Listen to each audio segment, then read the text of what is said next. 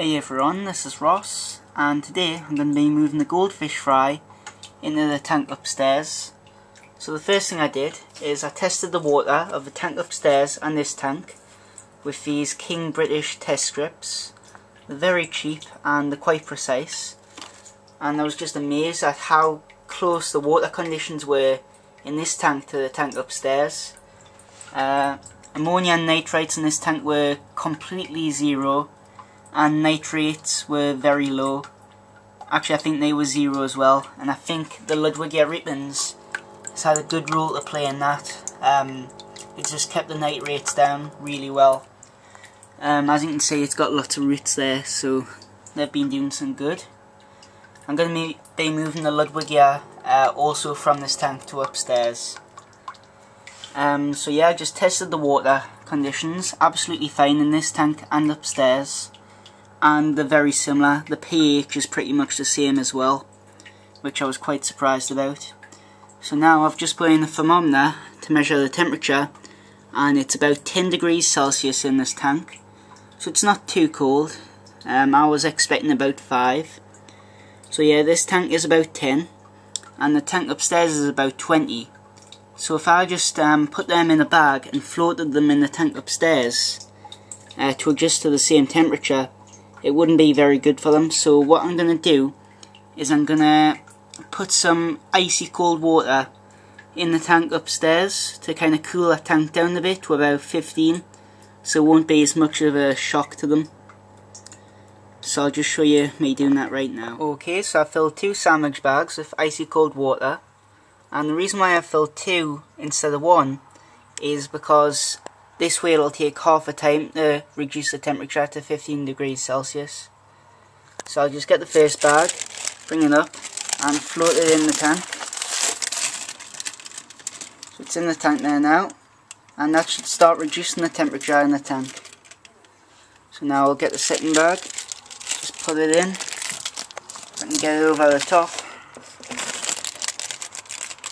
And that's in as well. So now over the next hour or so I should see the temperature start to drop to about 15. So it's at 20 now, so I predict it'll take about 45 minutes or so. I'll come back and show you once I've done that. Okay, so I've left the tank for an hour now, and I managed to get the water down to 17 degrees. So that's 2 degrees higher than I'd like, but it should be okay. So now I'm just going to go catch the fish, put them in the bag, and I'll show you once they're floating in the tank. Okay, so I've got the fish floating in the bag now. I netted them out as quickly as possible to avoid stress, and they seem to be doing okay, just swimming around in there. So I'll leave them in the bag for about half an hour to an hour. I'll come back after that time and I'll add some tank water to the bag. Now I'll probably leave it a further 20 minutes and then I'll net them into the tank. So I'll show you once I've done that. Okay, so they've been floating in the bag for about 40 minutes now, and the temperature inside the bag and outside the bag should be about the same. So now what I'm going to do for the final 20 minutes is I'm just going to scoop some aquarium water and I'm going to put it in the bag with the fish, so hopefully that should equalise the pH and the KH, things like that. But as I said earlier, they're pretty much the same anyways, so in 10 to 20 minutes they should be in the tank. So I'll show you once they're in the tank. Okay, so it's been about 20 minutes now and I've just netted them out into the tank and seem to be very active.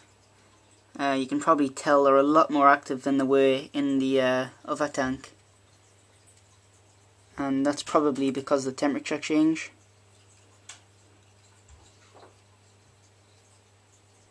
So I can expect them to grow a bit faster now because it's a bit warmer for them. And hopefully they should fully colour up in the next few months. Once they get big enough, about 5 centimetres, I'll put them in the pond. So maybe midsummer or spring. And I might take them back inside next winter.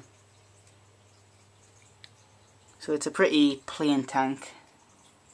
It'll be a lot more stimulating for them than the other tank, because the other tank was basically flat.